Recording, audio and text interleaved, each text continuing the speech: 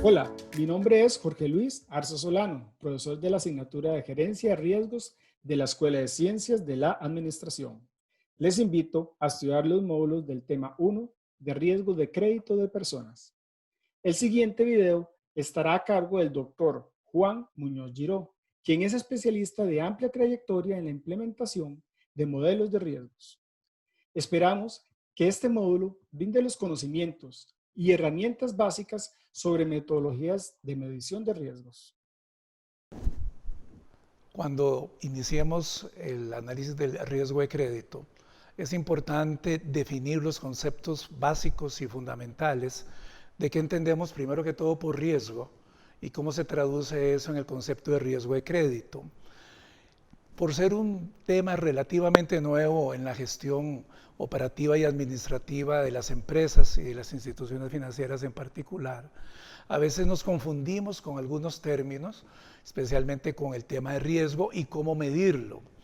Por eso es importante, primero que todo, y ustedes pueden tomar nota de los conceptos que yo les voy a ir diciendo, entender el riesgo como una posibilidad, no como algo que necesariamente llegue a ocurrir. Y como posibilidad que es, pues uno debería estar preparado para enfrentarla y tomar las decisiones tanto previas al evento de riesgo como las posteriores para minimizar los impactos que este riesgo de crédito podría tener sobre las finanzas de la institución. El riesgo es la posibilidad de que algo adverso, algo malo, pueda sucedernos en la vida laboral, en la vida personal, en la vida familiar. Como posibilidad que es, pues está sujeta a la incertidumbre. La esencia del análisis del riesgo de crédito específicamente es valorar la posibilidad incierta de que un cliente no nos pueda devolver el crédito que le dimos en prestación.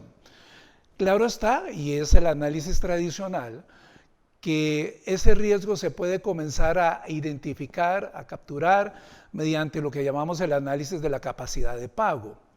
Este análisis de capacidad de pago es muy puntual y lo que pretende es valorar si el cliente tiene los recursos suficientes de hoy al futuro para poder pagar el crédito que le hemos dado. Claro está que esto pues requiere información que viene dada básicamente por los reportes de salario, las colillas salariales, puede ser alguna autenticación o certificación de contador público autorizado, pero también involucra algo que es muy difícil de medir en la realidad, en qué gasta el cliente. Claro que podríamos tener las contribuciones que hace a la seguridad social, tenemos los pagos de impuestos de renta, pero eso es porque están registrados formalmente.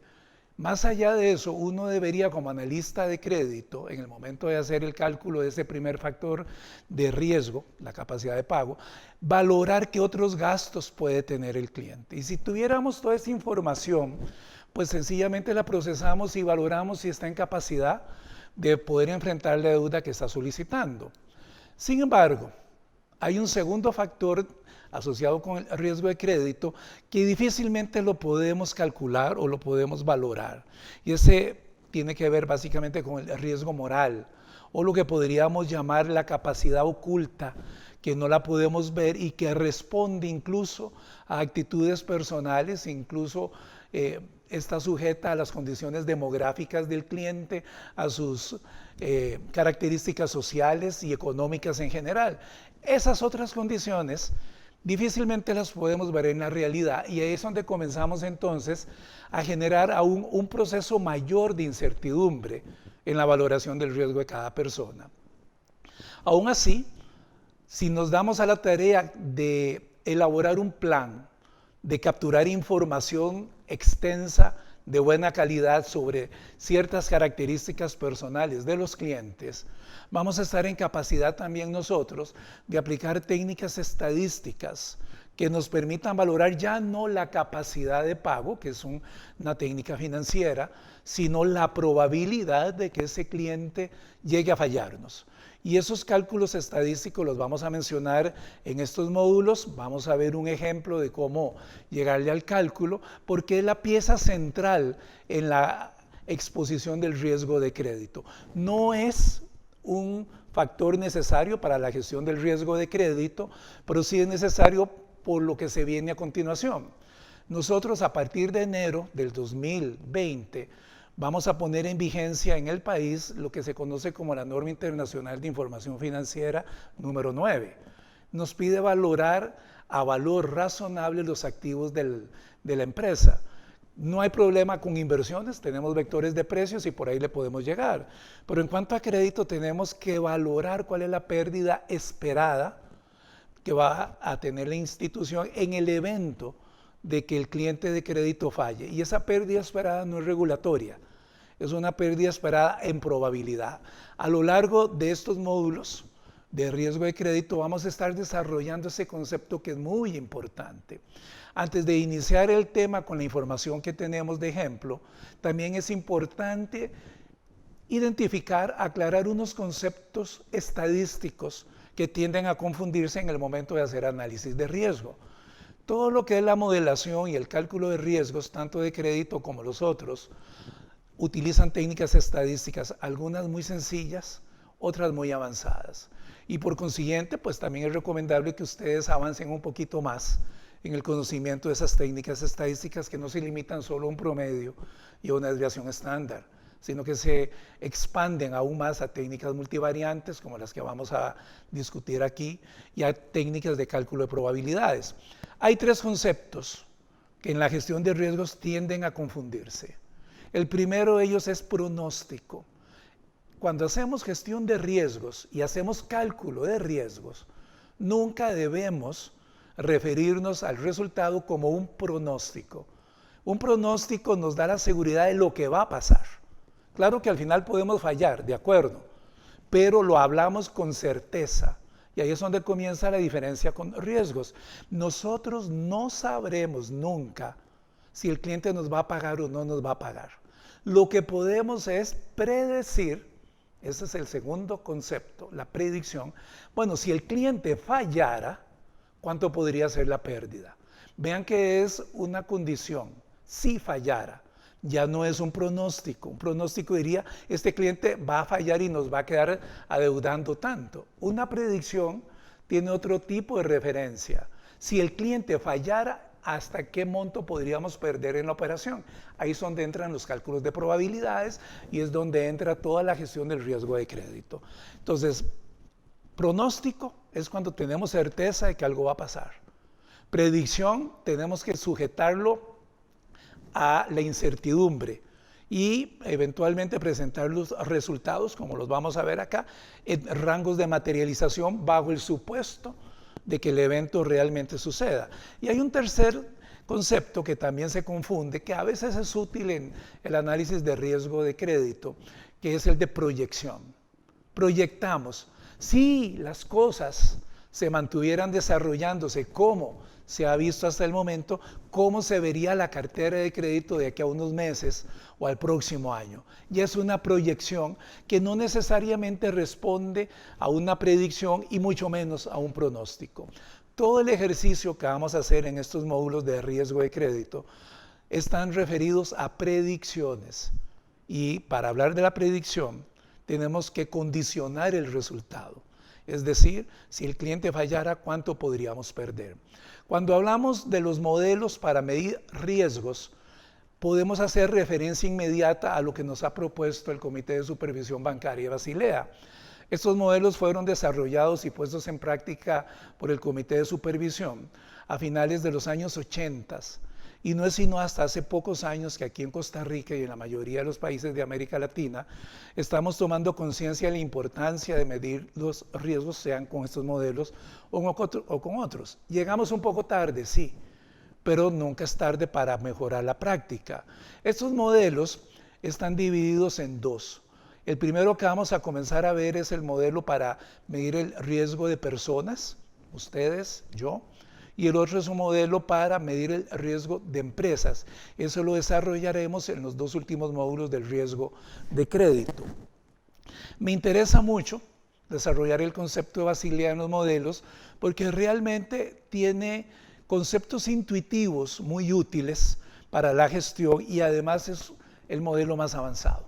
Si ustedes entienden estos modelos, van a entender cualquier otro modelo y eventualmente, si se lo proponen, van a poder desarrollar los propios.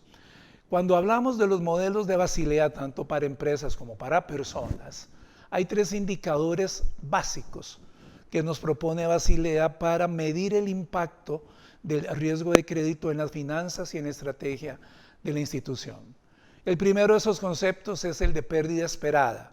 Reitero, para los que conocen la normativa de la superintendencia, conocida como SUGEF 105, no es la pérdida esperada que la superintendencia propone en su regulación.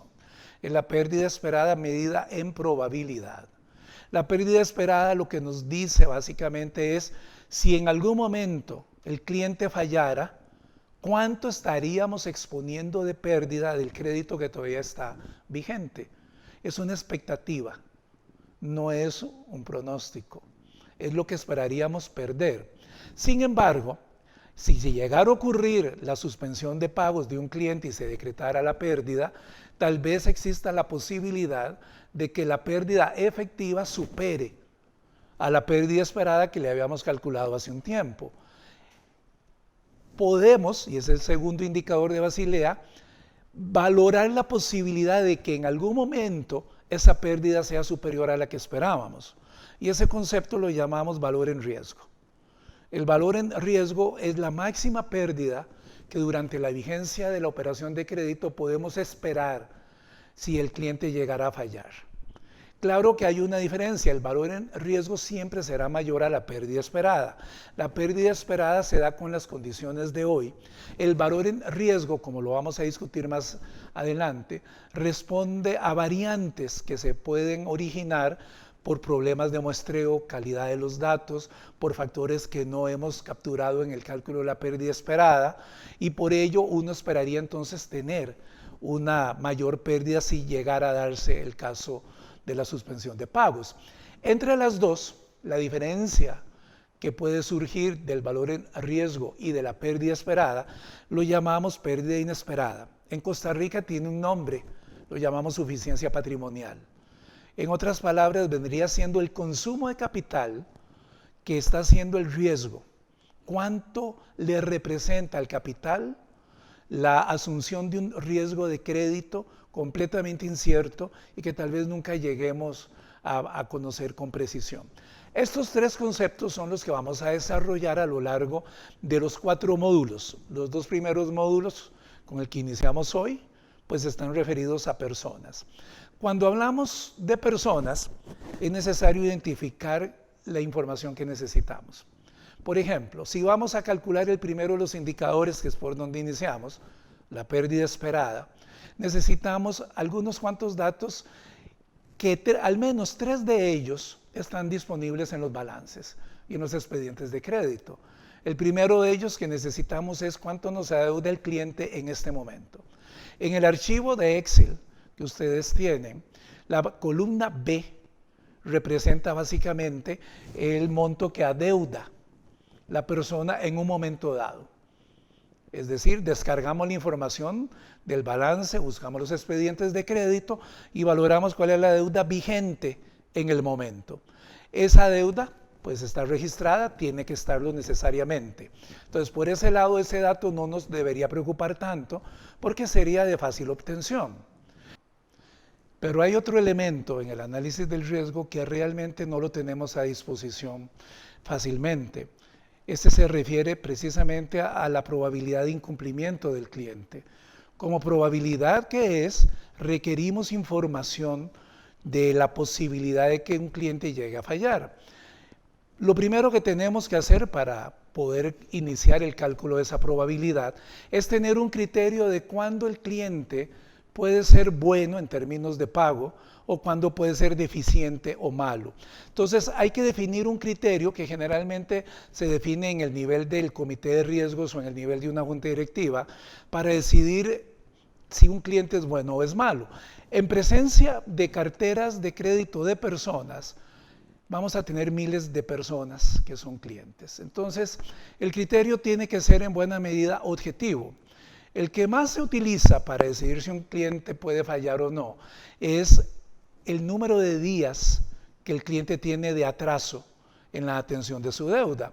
De tal forma que desde el punto de vista estadístico vamos a definir una variable binaria donde el cliente bueno que no se atrasa, que presenta sus deudas al día, se le asigna un 0, son los clientes buenos.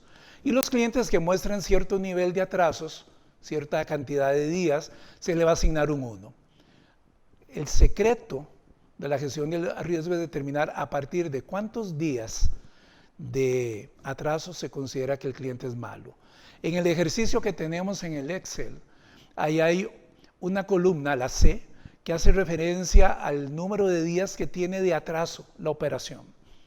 Y si nosotros seleccionamos un criterio a partir del cual se le considera malo al cliente, entonces vamos a tener la posibilidad de definir la columna que sigue, la D, el estado de crédito.